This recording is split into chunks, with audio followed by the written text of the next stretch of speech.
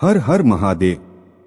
दोस्तों, आप सभी लोग जानते हैं कि 11 अगस्त 2024 यानी रविवार को पड़ रही है सप्तमी तिथि। दोस्तों, ये जो रविवार है श्रावण महीने में पड़ने वाला सबसे बड़ा रविवार है, क्योंकि सावन महीने में पड़ रहा है, जिसका बहुत ही बड़ा और विशेष महत्व होता है। और ऐसा दिन पूरे साल में सिर्फ एक ही बार आता है। और दोस्तों, आप सभी लोग जानते हो कि रविवार सप्तमी का अगर सबसे बड़ा कोई उपाय है तो एक चावल के दाने वाला उपाय है। तो दोस्तों, इस सावन रविवार के दिन आप लोगों को इस एक चावल के दाने वाले उपाय को जरूर करना है। बहुत सारे लोग होंगे जिन लोगों ने इस उपाय को न किया हो, मतलब पूरा साल निकल गया, उन्होंने किसी भी दिन इस चावल वाले उपाय को न किया हो। पर दोस्तों, आपके पास एक आखिरी मौका बचा हुआ है जो कि 11 अगस्त के दिन है। तो इस दिन आप लोगों को इस वाले उपाय को जरूर कर लेना है। भले ही आपने पूरे साल भर इस उपाय को न किया हो, पर अगर आपने इस श्रावण महीने के रविवार सप्तमी के दिन अगर इस वाले उपाय को कर लिया तो आपको इस उपाय को करने का वो फल मिलेगा जिसकी आपने कभी कल्पना भी नहीं करी होगी। इसीलिए आप लोग इस वाले उपाय को एक बार जरूर कर लेना, ताकि आप लोगों के हाथ से यह मौका न जा सके और आपको इस उपाय को करने का फल मिल सके। दोस्तों, यह उपाय पंडित जी ने अपनी अभी की ही शिव महापुराण की कथा में बताया है। जी, इस उपाय को आज हम आपको बहुत अच्छे से समझाने वाले हैं। इस वीडियो को देखने के बाद इस उपाय को समझने के लिए आपको कोई और वीडियो को देखने की जरूरत नहीं पड़ेगी। तो चलिए दोस्तों, उपाय को शुरू करते हैं। देखिए, यह इस श्रावण महीने के रविवार के दिन यह इतना खास होता है, इतना महत्वपूर्ण होता है। देखा है कभी कभी बड़े बड़े पूजा पाठ अनुष्ठान से जो मनोकामना पूर्ण नहीं होते, वो श्रावण महीने के दिन एक छोटे से उपाय करने से ही आपकी मनोकामना पूर्ण हो जाती है।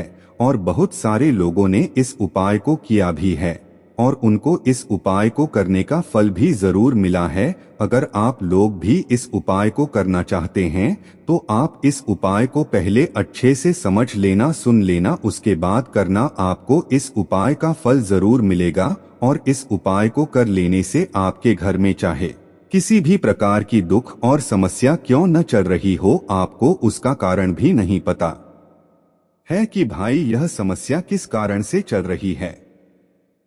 उसका कुछ भी कारण हो सकता है, जैसे पितृ दोष हो सकता है या किसी भी तरह का मंगल दोष भी हो सकता है। तो इस दिन आप लोगों को यह वाला उपाय कर लेना है। यह एक ऐसा उपाय है जिस उपाय को अगर किसी विशेष दिन पर किया जाए तो भाई उस विशेष दिन का जो है वह तो हमें मिलता ही मिलता है, पर हमने उस दिन पर इस उपाय को किया है तो हमें उससे भी बड़ा फल मिलता है। और फल बहुत जल्दी मिलता है, क्योंकि आप इस उपाय को बहुत ही बड़े और विशेष दिन पर कर रहे हो। तो चलिए अब उपाय के बारे में बात करते हैं, लेकिन उससे पहले आप लोगों को यह जानना आवश्यक है कि आखिर यह उपाय किस समय करना है, किसको करना है और कैसे करना है। तो चलिए हम आगे आपको वीडियो में एक एक करके बता देते हैं। लेकिन उससे पहले अगर आप लोग हमारे चैनल पर नए हैं तो हमारे चैनल को सब्सक्राइब कर लेना और इस वीडियो को लाइक करके कमेंट बॉक्स में श्री शिवाय नमस्तुभ्यं ओम नमः शिवाय जरूर टाइप कर देना।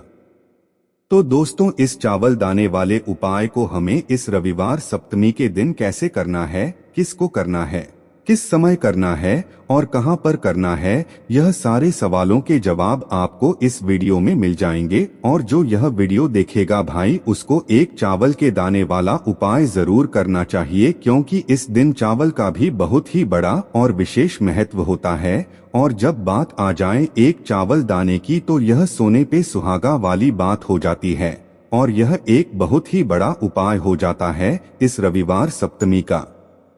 तो आप दोस्तों, इस एक चावल के दाने वाले उपाय को आखिर करना किसको है, सबसे पहले हम लोग वह बात जान लेते हैं। तो देखो, घर की जो बड़ी माताएं बहनें होती हैं, उन माताओं बहनों में से कोई भी एक बड़ी माता बहन इस वाले उपाय को कर सकती है। और दोस्तों, अगर आप चाहे तो अपने घर में से सभी सदस्यों को भी इस उपाय को करवा सकते हैं। अगर किसी व्यक्ति की खुद की कोई मनोकामना है, खुद की कोई दुख और परेशानी है जो कि वह अपने लिए ही करना चाहता है, इस वाले उपाय को तो वह खुद अपने लिए भी कर सकता है। बाकी अगर कोई घर में से ऐसा है जो कि अपने पूरे घर परिवार की सुख और शांति के लिए यह वाला उपाय करना चाहता है, तो भाई वह भी कर सकता है, उसमें भी कोई दिक्कत वाली बात नहीं है। कहने का मतलब यह है कि इस उपाय को हर एक सदस्य भी कर सकता है और पूरे घर परिवार के सदस्य के लिए घर की बड़ी माताओं बहनों में से कोई एक माता बहन भी कर सकती है। माताएं बहनें अगर घर में उपस्थित न हो या वह यह वाला उपाय न कर पा रही हो, तो फिर घर का कोई बड़ा सदस्य भी इस एक चावल के दाने वाले उपाय को कर सकता है, चाहे फिर वह पुरुष ही क्यों न हो, उसमें कोई भी दिक्कत वाली बात नहीं है। अब दोस्तों, इस एक चावल के दाने वाले उपाय को हमें करना कहां पर है? हमें इसे शिव जी के मंदिर में जाकर करना है। बहुत सारे लोग प्रश्न करते हैं, हर एक उपाय को करते समय क्या हम इस उपाय को घर पर कर सकते हैं? तो इस वाले उपाय को आप घर पर नहीं कर सकते हो। इस वाले उपाय को करने के लिए आपको शिव जी के मंदिर ही जाना पड़ेगा। उसके बाद में दोस्तों, जो अगला प्रश्न निकल कर आता है वह यह आता है इस उपाय को लेकर कि आखिर इस उपाय को हमें किस समय करना है, सुबह के समय करना है कि शाम के समय करना है? तो देखो, इस वाले उपाय को आप लोग सुबह के समय भी कर सकते हो और शाम के समय प्रदोष काल में भी कर सकते हो। अब अगर आप पूछो कि भाई सबसे उत्तम समय कौन सा रहेगा इस एक चावल के दाने वाले उपाय को करने का, तो हम आपसे बस यही कहेंगे कि इस उपाय को आप सुबह के समय करेंगे तो ज्यादा बेहतर होगा। बाकी अगर प्रदोष काल शाम के समय भी करेंगे तो भी अच्छा होगा, उसमें कोई भी दिक्कत वाली बात नहीं है। देखो, यह एक चावल वाला उपाय वीडियो के लास्ट में बताया है, वह उपाय आप जरूर करें। देखो, इस उपाय को आप सुबह से लेकर शाम तक कर सकते हैं। तो चलिए बरसते हैं उपाय की ओर। देखिए, इसके लिए आपको क्या करना है। एक काली मिर्च लेनी है। देखो, ध्यान से समझना, एक काली मिर्च लेनी है और ध्यान देना है कि काली मिर्च कहीं से भी खंडित नहीं होनी चाहिए। फिर इसके बाद आपको लेना है एक गोल बाती का दीपक। देखिए, दीपक आप चाहे तो माटी का ले ले, और यदि आपके पास माटी का दीपक नहीं है तो आप यह दीपक शुद्ध आटा लगा करके एक दीपक बना सकते हैं। बस आपको ध्यान देना है कि उस आटे में आपको नमक या हल्दी का प्रयोग नहीं करना है। ठीक है, तो आप एक बढ़िया सा दीपक बना ले और उस दीपक में गोल बाती लगा करके उस दीपक में आपको घी भरना है। देखो, गाय का शुद्ध घी आपको उस दीपक में भरना है। अब क्या करना है, आपको इन दोनों चीजों को लेकर चले जाना है। बेलपत्र के पेड़ के पास देखिए, देखो, गुरुजी ने अपनी अभी की शिव महापुराण कथा में भी बताया था, जो भी व्यक्ति प्रदोष काल में जो भी एक दीपक प्रज्वलित कर देता है उसके घर पर धन की कमी नहीं हो सकती। देखो, यदि आपके घर के आसपास कहीं बेलपत्र का पेड़ नहीं है या घर से काफी दूर पड़ता है और आप जा नहीं सकते, तो आगे हम यह भी बताएंगे कि कैसे इस उपाय को करना है। अगर बेलपत्र वृक्ष न हो तो देखो, अब आपको प्रदोष काल में इन दोनों चीजों को लेकर चले जाएं। बेलपत्र के पेड़ के पास में अब क्या करना है, सबसे पहले आपको उत्तर दिशा की ओर मुंह करके आपको खड़े हो जाना है और जो आप दीपक लेकर गए हैं उससे आपको बेलपत्र की जड़ में प्रज्वलित करना है।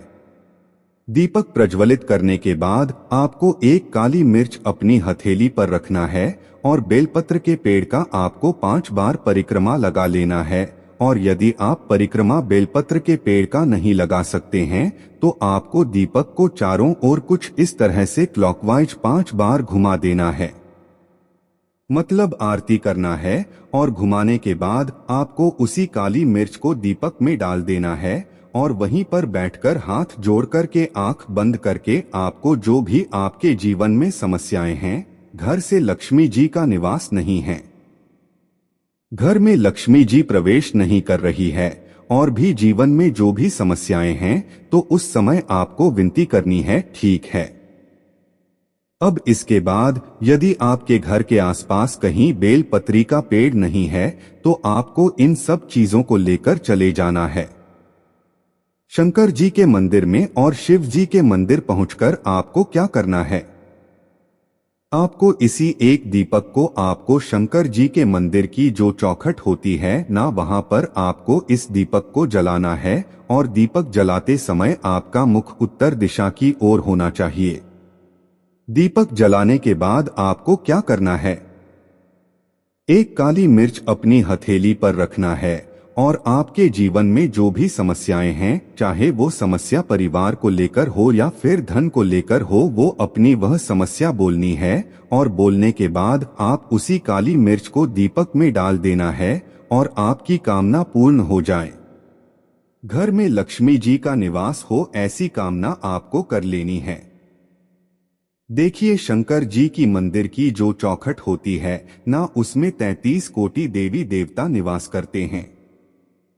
यदि आप वहां पर दीपक जलाते हैं तो इससे भगवान शिव तो प्रसन्न होते ही है, साथ ही आपको 33 कोटि देवी देवताओं का आशीर्वाद प्राप्त होता है और वह सभी प्रसन्न होते हैं जिनकी आशीर्वाद से आपकी कामना 100% पूरी होती है।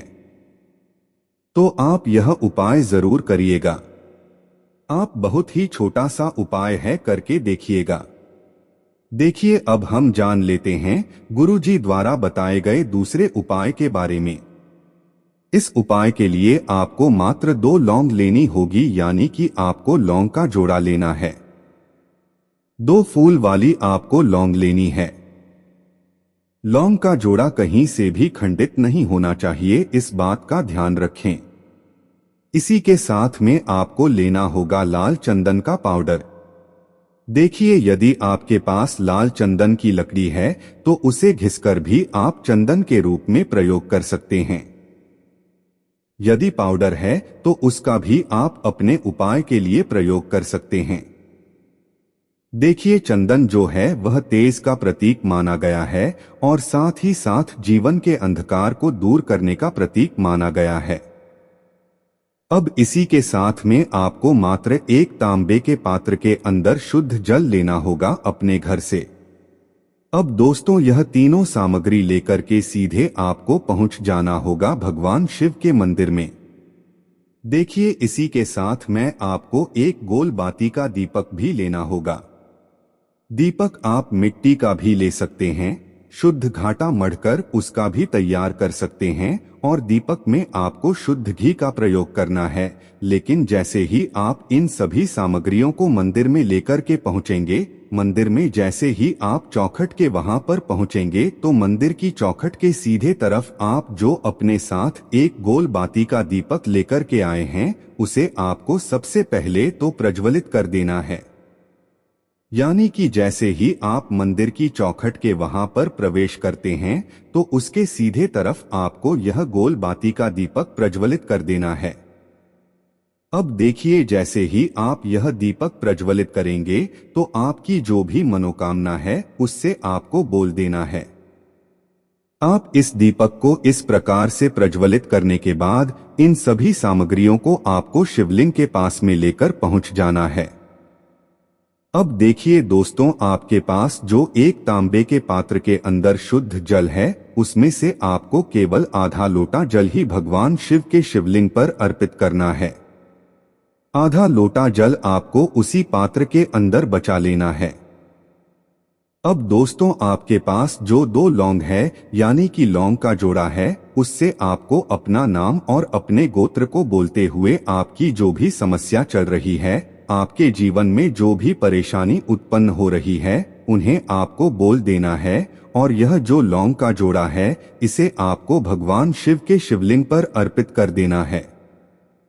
जैसे आप यह 2 लौंग शिवलिंग पर चढ़ाएंगे तो अपना हाथ जो है वहां पर आपको रखना है और महादेव से आपको प्रार्थना करनी है कि मेरे जीवन की यह जो परेशानियां हैं यह सभी दूर हो जाएं।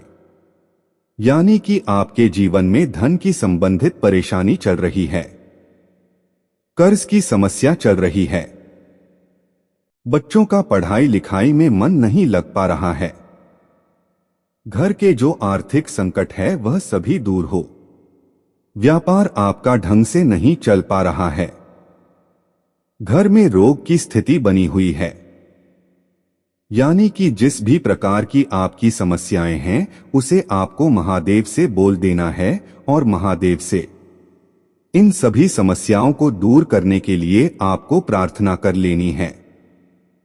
अब देखिए दोस्तों, आपने जो 2 लौंग शिवलिंग पर समर्पित की थी उसे आपको वहां से उठा लेना है और इन दोनों लौंग को आपको शिवलिंग से उठा करके सीधे उससे जल के पात्र के अंदर डाल देना है।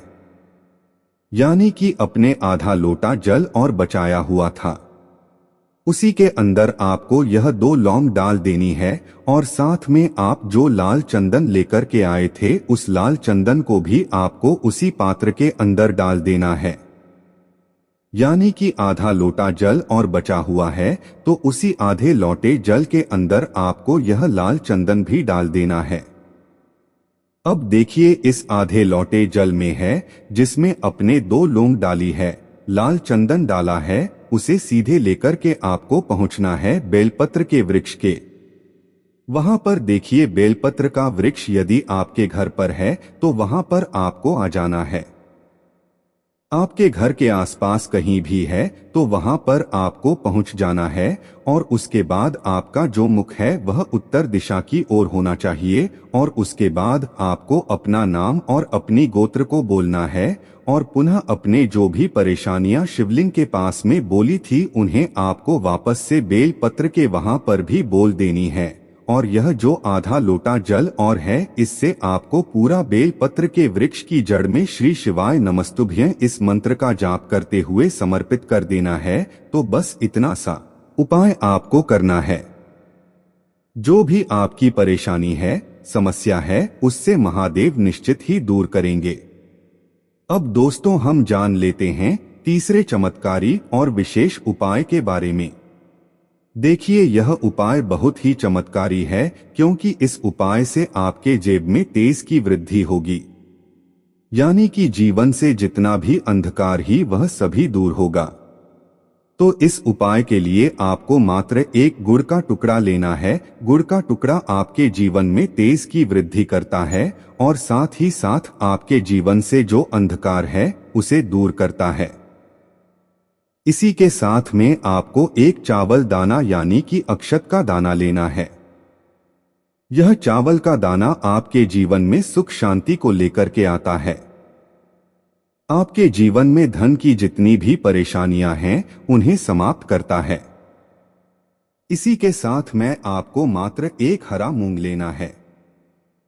हरा मूंग जो है वह बुध ग्रह को प्रसन्न करता है। देखिए, हरे मूंग का उपाय करने से बुध ग्रह मजबूत होता है और बुध ग्रह के मजबूत होने से बुद्धि, ज्ञान और विवेक की प्राप्ति होती है। तो यह तीनों ही सामग्री आपको 1-1 लेनी है। यानी कि 1 गुड़ का टुकड़ा, 1 चावल का दाना, 1 हरा मूंग आपको लेना है। देखिए, हरा मूंग का दाना और चावल का जो दाना है वह आपको साबुत लेना है, खंडित नहीं होना चाहिए। और इसी के साथ में आपको मात्र 1 तांबे के पात्र के अंदर अपने घर से शुद्ध जल ले लेना है। देखिए, अब इन सभी सामग्रियों को लेकर के सीधे आपको पहुंच जाना है भगवान शिव के मंदिर में। आप यह उपाय सुबह से लेकर शाम तक किसी भी समय कर सकते हैं, लेकिन रविवार के दिन ही आपको इस उपाय को करना है। तो सबसे पहले तो यह जो 1 गुड़ का टुकड़ा है, 1 चावल का दाना है और 1 हरा मूंग का दाना है, उन तीनों को आपको उस जल के पात्र के अंदर डाल देना है।